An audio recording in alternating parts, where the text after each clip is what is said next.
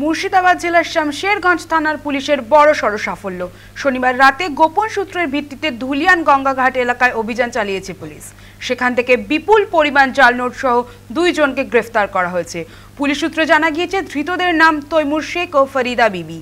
দুজনেরই বাড়ি মালদহ জেলার বৈষ্ণবনগর থানার হাজিপুর এলাকায়। তাদের কাছ থেকে উদ্ধার হয়েছে মোট 1,99,500 টাকার জাল নোট। প্রাথমিক তদন্তে অনুমান সীমান্তবর্তী এলাকা থেকে জাল নোট পাচার করে আনা হচ্ছিল। এই চক্রের সঙ্গে আরও কেউ জড়িত আছে কিনা তাও খতিয়ে দেখছে পুলিশ। ইতিমধ্যে ধৃতদেরকে রবিবার আদালতে পেশ করা হয়েছে।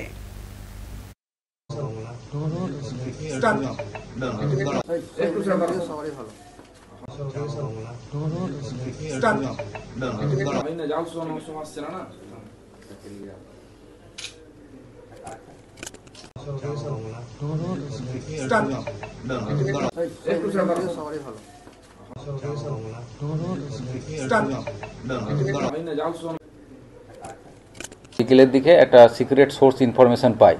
সেই সোর্স ইনফরমেশনের ভিত্তিতে ধুলিয়ান যে ঘোষপাড়া কলাবাগান ঘাট আছে সেই ঘাটে দুজনকে ডিটেন করা হয়।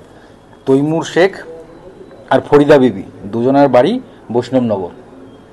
বৈষ্ণবনগর থানা, জেলা মালদা। এবং তারপরে তাদেরকে সার্চ করা হয়।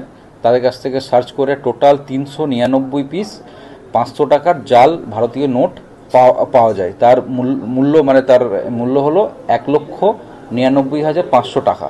এবং তারপরে তাদেরকে অ্যারেস্ট করা হয় এবং স্পেসিফিক কেস আমরা স্টার্ট করেছি। এটা এখনো পর্যন্ত ইনভেস্টিগেশনে আমরা প্রাইমারি যেটা পেয়েছি মালদার বৈষ্ণবনগর থেকে ওরা কোথা থেকে কালেক্ট করেছে এখনও সেটা আমাদের তদন্ত সাপেক্ষ। এবং এটা নিয়ে এসেছিল এখানে ডেলিভারি দেওয়ার উদ্দেশ্যে।